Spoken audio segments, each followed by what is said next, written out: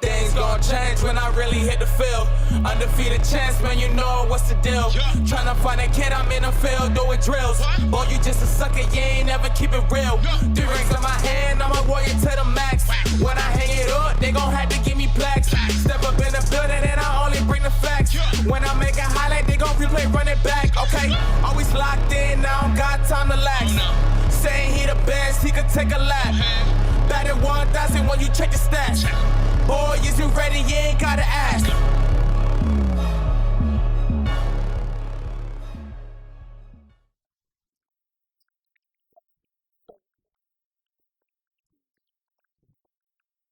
While Kellie is the other co-host of the show, I'm here to introduce the official backup of the show, who is getting her opportunity on the first ever show. Kellie Campbell. Kellie, how are you doing today? I'm doing amazing, Camden. I'm super excited to be here. Super excited to be back on Nighttime. This is one of my favorite shows we have here. And I'm feeling great. I'm out a good 2023 so far. I know you're not, but... We'll get into that later. Well, we've got some of our last minute guests that are here over by the green screen. We've got Tyler Broderick and Patrick Beverly. How are you two boys doing over there on the couch? I'm doing pretty good, Camden. I was glad to step in to come on Nighttime. I always love being on the show. But yeah, I'm ready to talk some football. Patrick, how about you? I'm doing pretty well. I've been preparing for this moment for a long time now, and I'm glad to be on. A whole hour. Yeah, that's awesome. Well, Tyler, you and me have something in common, and that is our bowl team losing in a bowl game. So let's go Oklahoma Sooners. That's what I'm talking about. Anywho, let's get right into the UCF game, who did not really have that great of a performance against UCF. Now, did they, Kellie? No, we looked horrible. To be honest with you, I was scheduled for a double that day at work, and I didn't even call out because I knew I was going to be missing on absolutely nothing, which I didn't miss out on absolutely anything. I mean, Camden, when you look at the stats from this game, they are almost identical. Doesn't make sense. How did we lose by this much? This is what we were talking about a couple of days ago. It really doesn't make sense. Now, UCF had those 2 costly turnovers. That one JRP fumble that just looked terrible, and I know Emily Ron should be talking about how terrible he is, but yeah, it was those 2 turnovers that really changed the game. And I wish I would have looked up the exact stat, but it felt like Georgia was just in UCF territory for the entire game, and they were on the field for so much longer. I know you pointed out time of possession in your graphic, but it was tough to get on the other side of the field. Tyler, Patrick, do y'all see anything from that UCF game? I think the biggest thing was the defense was just not what it always has been the whole year, especially in the red zone. The whole year we were touted as one of the best red zone defenses in the nation, bend don't break. But it just wasn't working that day against Duke. They kept scoring. Riley Leonard, the quarterback for Duke, 2 rushing touchdowns. So it was just a very off day all around for the UCF team. Right, you make a really good point. I believe UCF was top 10 in red zone defense going into the game, or at least a couple weeks before that, and they just did not look that good. Patrick, did you get to watch that game? I did actually get to watch that game. All year we've been waiting for UCF to finally hit its ceiling and to really reach its potential. And this was just another game that they just weren't able to do that. The 2 fumbles just set us back way behind, and the defense wasn't able to recover. And for such an up and down year, it was kind of fitting that we ended up so far down against Duke. Right, as Kellie mentioned, it seems like UCF just cannot beat Duke. Remember 2019 March Madness with Taco Fall, couldn't get over Zion Williamson, but now in football, going up against a basketball school, can't even beat them. I mean, Gus Malzahn, them boys, they got to be reeling a little bit, and I'm going to be a little bit critical of them because they definitely did not look too hot, Kellie. They deserve the criticism. I mean, that's what part of being a college football team is about. And Gus Malzahn also coming from an SEC school, why are we on this downhill trend? I mean, I had a lot of faith coming into the season, and I never liked, from day one, I have not liked the JRP starting decision. And I feel like he should have been benched months ago, and I really, really think that losing out on Mikey Keene is going to be a huge loss. So not to say anything that I'm happy Dylan Gabriel left. Right. I mean, look how that went for him.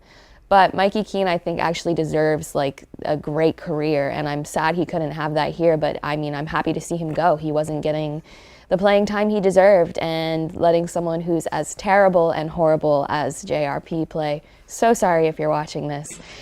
Get better, and I won't talk so much crap about you. I'm sorry, but I don't like him. He's not good. Play baseball. Stay there. I don't know. You guys, because when he plays well, right? We've seen him throw for 300, 400 yards, rush for 100 in a game, and score 6 touchdowns. Granted, against Campbell. So that's one thing. Yeah, how long ago? Like, Second week of the season? October, yeah. A long time ago. So Tyler, our backup quarterback Mikey Keene over there, along with a bunch of other transfers, notably Jeremiah Jean-Baptiste, Ryan O'Keefe, and Devontae Brown, all transferring out. Now, not really that good to see all these UCF players leaving, is it? It's not. These are key guys. Baptiste, he was the leader of the defense. Mikey Keene, he seemed to be the future star quarterback, and Ryan O'Keefe, best wide receiver. It's going to be now. There are a lot of guys in positions that got to be like next man up, like wide receiver Javon Baker, Kobe Hudson.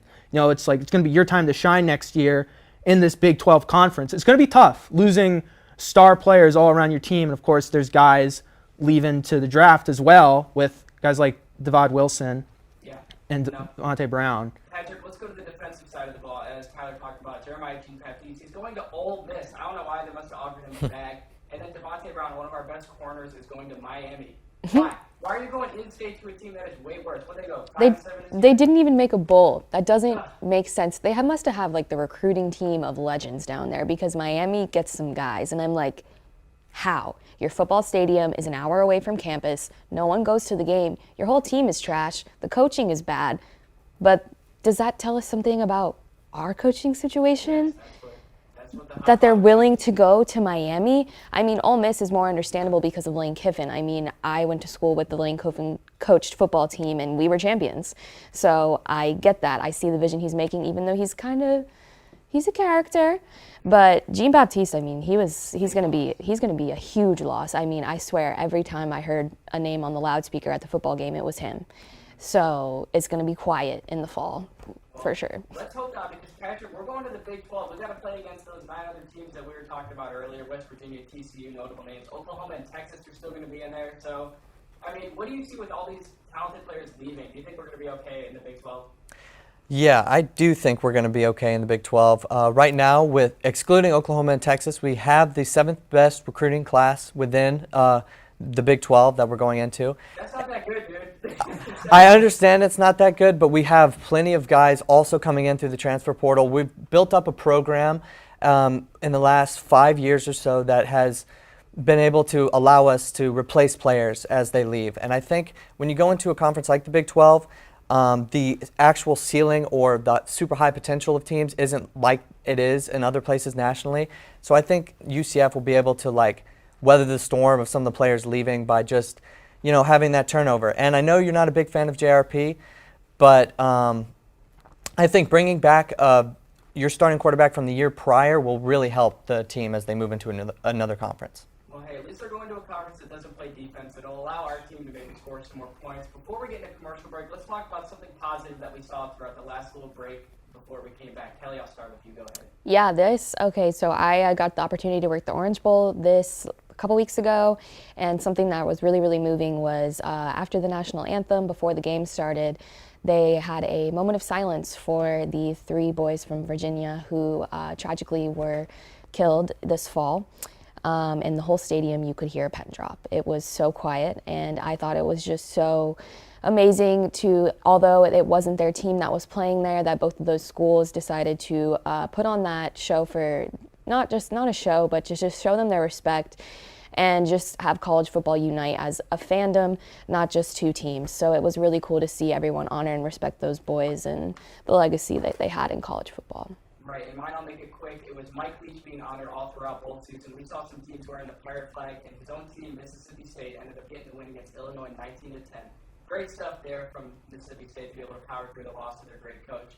But let's go ahead and get into my nightlight. It is what I think is going to be the energizer of our basketball team. He did not play last night, and now with TJ Walker out for the year, I think this guy's going to step up. Stay tuned, because when we come back, I'll tell you who. Welcome to HCF Hot Takes. I'm Johnny Jackson. We've got Emily Aaron to my right and Maluka Costa to my left. Hello and welcome to our segment of Hot Ones. I'm here with Noah Kemper and Grant Wheeler. Yep, I knew that. Grant Wheeler. Listen, I'm a Bulls fan, but I just can't ever argue against LeBron. I watched him my whole life. I've been going back and forth with this debate for a long time. It's got to be Michael Jordan.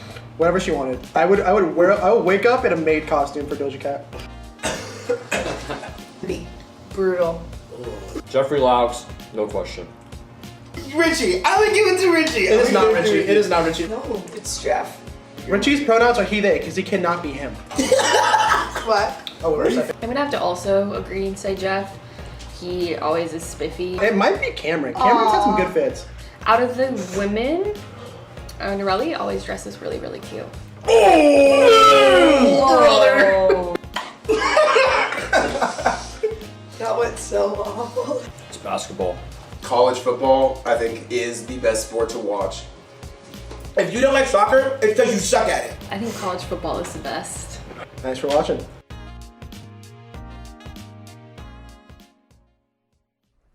Alright, welcome back to our second segment of Nighttime. If you didn't guess over the break, my nightlight is going to be Michael Durr, transfer from USF, transfer from Indiana, and now he is home in Orlando. He's not really averaging the best points, but I did have a conversation with him.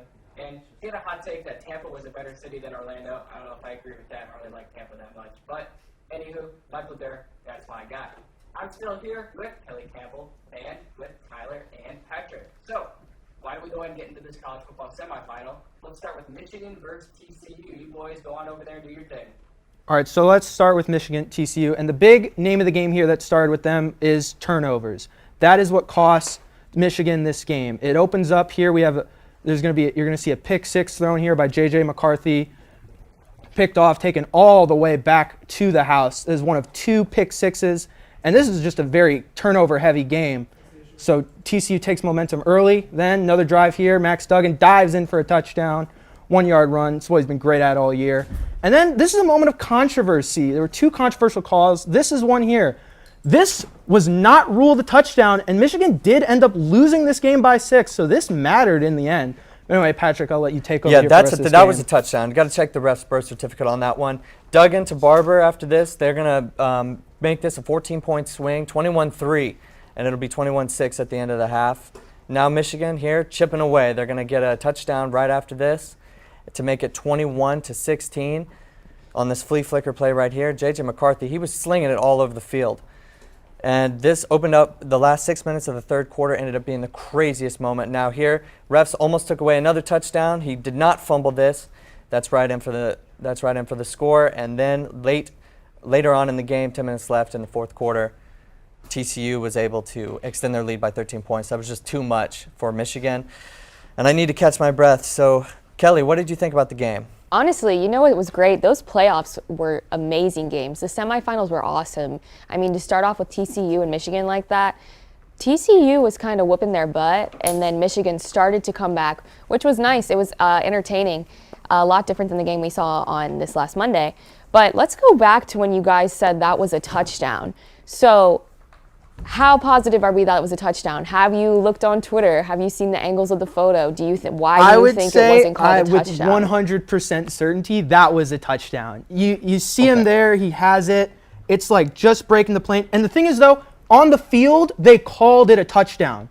So what we have to do is, like, is this enough evidence to overturn it? Which, to me, looking at it, this is like, I'm not seeing enough here where I can say without a shadow of a doubt, oh, that's not a touchdown. Right. Yeah, it just simply wasn't enough to reverse the call. And when you watch it live, I mean, he just rolls right into the end zone. It looks like he has full possession when he's in the end zone. Mm-hmm. That's one of those plays that people are going to be debating for a long time. And I did actually scroll Twitter. I'm very avid on Twitter.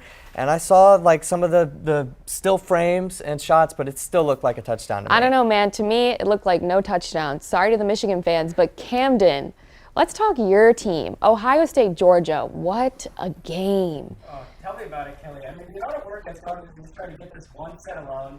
All right, everyone knows I'm an Ohio State fan, and everyone's giving me crap over the last week because blah, blah, blah, Georgia is going to win by 50. Zach, I'm talking to you.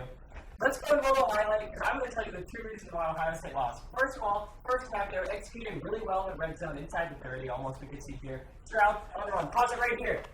Okay, thank you, Doug. You can see everybody's manned up. We're going to go to it later. This is where Ohio State was not good throughout the season. Throwing on the run. We've been screaming at C.J. Stroud to improvise all year. Play it. Let's see this play. Why does this work? Marvin Harrison Jr., the best receiver in all of college football. I'm sorry. Let's just say it. Now we're going to show right here. It's going to do a little bit of a freeze. And Hooper goes in motion. They see nobody goes with him. He gets in zone coverage. But Georgia being the smart defense, they are kicks out of it. Everybody's manned up on the line. So what happens? Stroud rolls out. Coverage breaks. Marvin Harrison's wide open. Let's go to the second quarter. Again, same exact thing. Stroud on the move. Something we don't see a lot. Stroud moving, and you know when he knows that somebody's got to be open. Marvin Harrison Jr. once again. Now, how does this happen? Look at this beautiful throw on the run. Positive. One man, look at that. Right above Georgia. His hand almost gets on that football, but instead, let's get a play going. Go play, Doug. Thank you. Marvin Harrison Jr. again. Now, here we go. Third quarter. This is the play that changed the game. Throw on the run. You can make the judgment for yourself. Marvin Harrison Jr. absolutely gets knocked out. You can see him on the field there. Looks shaken up. I'm not going to say it was a targeting call. Definitely looks like some sort of roughness. I was shocked that was not a targeting call. Shocked. They called it on the field, then they reversed it. So now, why is that a big issue? Because look, right at the end of the game, pause it, Doug. Nobody is open because everyone is manned up by Georgia because they don't have to double cover Marvin Harrison Jr. anymore. Go ahead, Doug. That's what I'm talking about. Stroud takes a big sack and they have to settle for a field goal. So now, when they were executing in the red zone, they're not anymore. This is the big play, the incompletion to Xavier Johnson. Why? Because Marvin Harrison Jr. is not in the game. The other big thing, Georgia had so many big plays on offense. I mean, Ohio State's defense, where were they? In the first half, they were getting off the field a little bit better. That forced a missed field goal there from Georgia. We saw that. Now, another play. They were getting opportunities in the first half. Steel Chambers, a converted running back, gets an interception on Stetson Bennett. Huge play, then another touchdown. OSU goes up 21-7 at that point in the game. Now, moving on later in the game, Georgia had guys wide open throughout the entire game after this. Why is there a linebacker covering the receiver? Why is Tommy Eichenberg with two broken hands sprinting with the wide receiver down the field? I don't get it. It doesn't make sense. Georgia gets a big play there. Here we go again. Georgia running. Nobody touches the running back. Luckily, the turf boxer gets to him. Ronnie Hickman can't make a tackle for his life. Luckily, he trips and falls over whatever he did down there. It was just not good defense there in the third and fourth quarter on Ohio State. Now, Stetson Bennett again. First play of the drive after the fake punt that got called a timeout. Wide open. Why?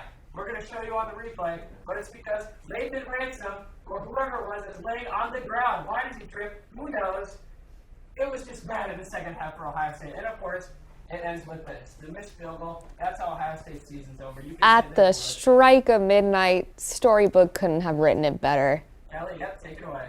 So let's focus on what makes absolutely no sense at all, the college football playoffs. So what's crazy to me is that Michigan housed Ohio State, right? Housed them, 21 points or something like that, lose to TCU, and Ohio State plays Georgia close. But then Georgia, they just beat him out of the water. So let's start. Georgia starts off hot with Stetson Bennett running it in for a rushing defenders with him to take him down. And although this is the complete opposite way Max intended it, it lands into the arms of Javon Bullard again. If your third string running back is scoring 2 touchdowns in the national championship game, there's some more conversations that need to be had. So it was a wonderful college football season. I'm going to be very sad for the next 8 months waiting for it to come back. But truly, what a treat we had at the end of December and the beginning of January. So when we come back from this segment, we are going to be throwing into a little bit of cheerleading and some basketball, some spring sports we're excited for, so stick around.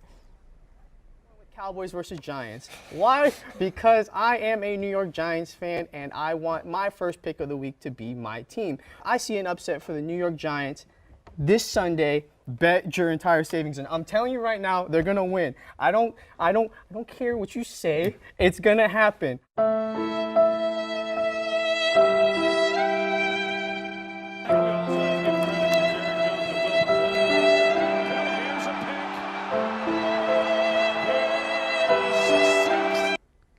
I have to go with the Raiders, I think, for this one. I don't see them losing.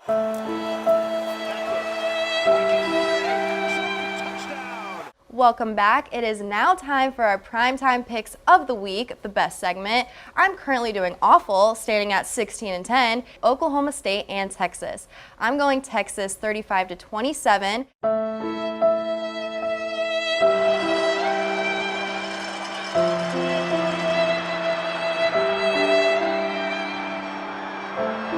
All right, Jeff, don't tell me your winner, but who is going to the Super Bowl? The New England Patriots. Oh my gosh. Oh my God. And the Tampa Bay Buccaneers. Oh the NFL is gonna make it happen.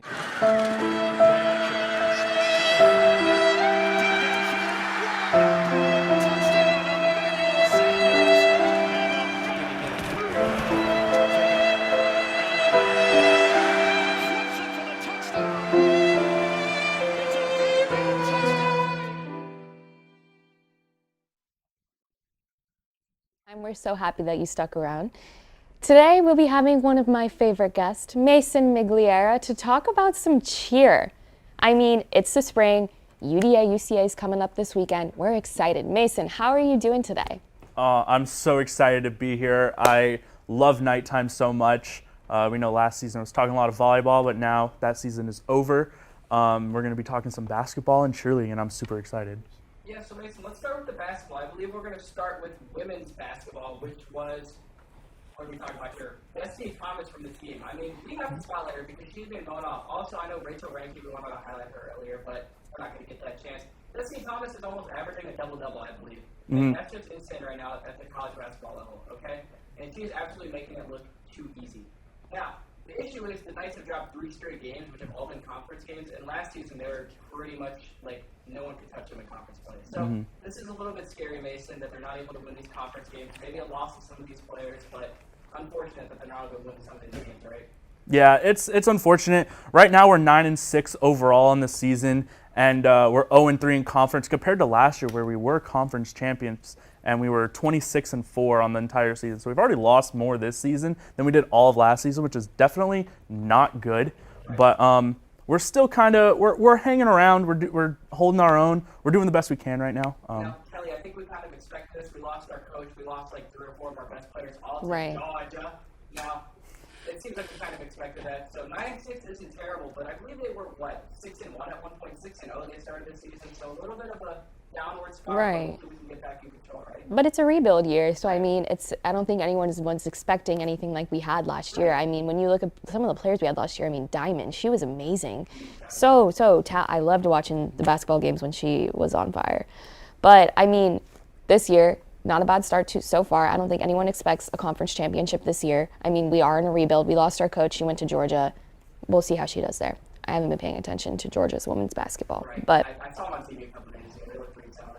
Yeah. You're used to rebuilding teams. You kind of like the Giants a little bit because of Saquon Barkley, so always in a rebuild there. Trust the process. Hey, trust the process, man. They're in the playoffs, so.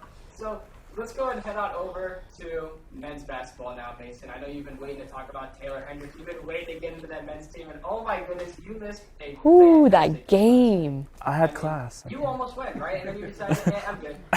Was it one overtime or 2? 2, double overtime. Dang. Go ahead, Mason. Oh, yeah. I think we have a graphic first of Taylor Hendricks. You want the Taylor Hendricks graphic? All right. Hey, yeah. Let's look at him then. Go ahead. Talk about This season he has averaged 33.6 minutes on the field on the court, and that's a freshman. Like, you don't see that very often. Like, that's insane. He's a 6'9" freshman forward, averaging 14.5 points per game with 6.7 rebounds. And now we can throw it into the highlight. Let's take a look at Taylor Hendricks and what he's done so far. He's playing against Samford, and he's got a one-on-one against the defender, pokes the ball away and quickly recovers and does a little behind the back and creates a wide-open 3 and just splashes it. Now here you can see his unselfishness as he draws the attention from the defender and quickly dishes it out to CJ Kellie for a wide-open 3. And now Kellie's going to return the favor and finds Hendricks open for another easy 3-pointer. And then here he is on the defensive side with a great block up at the rim. Just absolutely just killing the guy there. And here he is, one-on-one, just spins, runs to the basket, easy layup. And then here's another defensive gem. He's going to get switched onto a much smaller point guard, and this guy's probably thinking he can just run right by him. But Hendricks follows him and to the hoop and just swats the ball away for a big block. Just what he's done this season is phenomenal for a freshman. They're talking about him being a one-and-done, and I think that's so cool. I wish I could be like that, but I can't. I'm not 6'9". I'm barely 6 foot, so he's a freak athlete. It's awesome. He's great as a freshman, and I was talking with one of our other hosts the other day from a different show we have, and he was saying that he's projected right now to go the first round in the NBA. Like, he's projected in somewhere around the late 20s, early 30s. But a UCF basketball player, first round? I mean, with the season we're having this year, I don't want to get my hopes up just to squash him down, but I think I will. March Madness? Are we thinking a little tournament basketball this year? Are we going to make a little run for it? Not a football school right now. No. And before we do get into cheerleading, I do want to say we have a primetime picks. It is Kansas State against Kansas. 2 of us are going with Kansas State, which is me and Mason, and the other 2, Kellie and Emily, are going to go with Kansas. That game happening next Tuesday, 7 p.m. at Kansas State. Now, with a little bit of time left, we do have to talk about cheerleading. UCF Cheer has the championship, and the lovely Taylor Innocent sent me a nice document. So I'll go ahead and tell you what I remember off the top of my head. The cheer team, they did win the tournament in 2020, and that was, 3 years ago? And I believe they have 2 other championship wins. That tournament is this weekend. But Kelly, I'm going to go ahead and let you say what you want about this cheer team. Let's hope they come out with a win. Yeah, so this weekend is a huge weekend for all of the athletes who cheer and dance in colleges. Usually the smaller sports that don't get as much attention, this is their Super Bowl this weekend. It's going to be at the Wild World of Sports in Disney. I actually went last year. It is a great time. It's about $40, but you go and you watch all the teams from all the universities compete. And one thing I love about it is every team is cheering for the other team while they're there. So all the teams are in the audience. UCF could be going and Kentucky could be saying, black, gold. It's great. Everyone's super into it. UCF last year, we did really, really well, but we dropped a stunt at the end of the routine. And USF, I hate to say it, best routine by far last year. They killed it. They blew it out of the water. Stunts I've never seen before in my entire life. It was crazy. It's great stuff. They're so innovative. Mason, what do you think about UCF this year? I mean, we've been watching our cheer team during the football games, during the basketball games. They're real good. They know they're real good. We have a lot of the same team that we had last year. How do you feel about us this year in the tournament? Last year we placed top 5. Year before we also top 10. Year before we won. So how are we feeling? We feel good? Yeah, I feel good. I don't see why not. We have a lot of returning people, as you said. So I think that's important, having that team camaraderie. And since we placed well the last few years, I don't see why we can't take it back. Let's do it.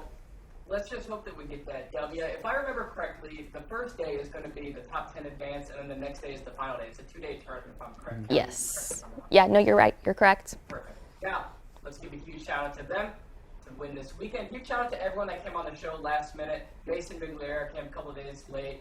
Tyler Brownrigg, Patrick Preverty, and of course, Kellie Campbell, who came out of nowhere and just took the role for today. So thank you very much to everyone.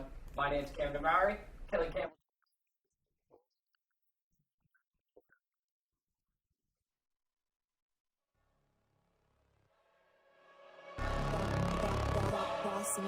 Things gon' change when I really hit the field.